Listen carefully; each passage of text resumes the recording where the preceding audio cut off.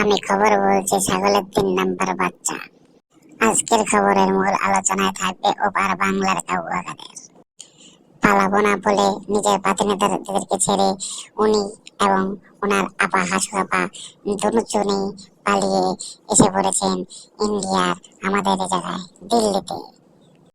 এজন্য তার এতিম নেতা পেতা ছেলেপেলারা তারা সবাই বলছে জবাব চাই, জবাব চাই, জবাব চাই।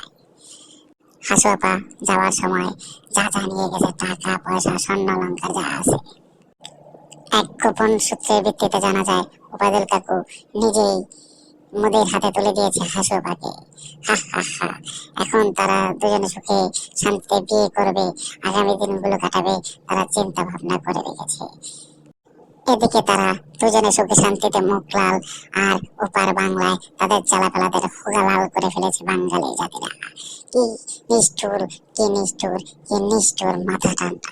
এখন তার চালাপালারা গাপটে মেরে কোথায় গিয়ে কে বসে আছে, কোথা থেকে কে পালাচ্ছে, কার অন্ডকোষ জুড়ে গেছে, কোথা থেকে নিচ্ছে, হাসু আপা তার কোনো খোঁজ খবর নিতেছে না। তাই তারা বিয়ে খেতে ইন্ডিয়াতে যাবে।